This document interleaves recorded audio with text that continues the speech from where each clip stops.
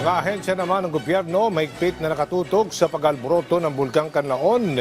Alinsunod na rin sa direktiba ng Pangulong Marcos Jr. Si Kenneth Paciente sa Sentro ng Balita Live.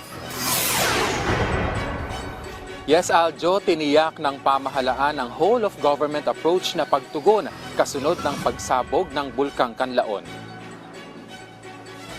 Sa Palace Briefing, sinabi ni PCO Undersecretary at Palace Press Officer Attorney Claire Castro na nakaalerto na ang mga kinaukulang ahensya ng pamahalaan. Katunayan, tutok na sa sitwasyon ng DSWD sa pamamagitan ng paghahanda ng family food pack para sa mga pamilya na nakatira sa mga apektadong lugar. Patuloy pa rin po ang binibigyan ng serbisyo po. Ayon na rin sa direktiba ng ating Pangulo. Ang DSWD po ay hanggang sa ngayon po, ngayong April 8 ay sinabi po na ang field offices po sa Western and Central Visayas ay closely coordinating po sa mga affected local government units. At patuloy pa rin po ang pagbibigay ng mga provisions of family food packs and non-food items sa ating mga kababayan na naaapektuhan.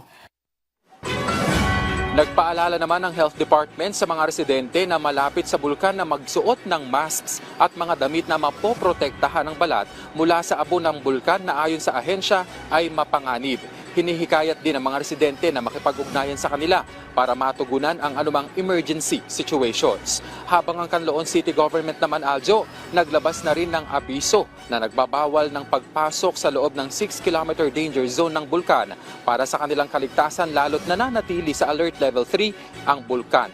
Tiniyak naman ng palasyo ang kahandaan ng gobyerno sakaling kailanganin ang karagdagang pondo para sa lokal na pamahalaan. Kung kinakailangan po, ito po ay titignan po mabuti kung ano po ang pangangailangan ng mga LGUs at agad-agad pong bibigyan po ito ng tulong. Sa ngayon, Aljo, may ilang lugar na rin doon ang nagkansela ng trabaho at klase bunsod ng ashfall. Gayunman, wala pa naman silang naitatalang mga nasaktan kasunod nga ng naging aktibidad ng bulkan. Pero pinapaalalahanan ng mga residente roon, Aljo, na maging mapagmatsyag at sumunod sa mga abiso ng otoridad. Aljo. Maraming salamat, Kenneth Paciente.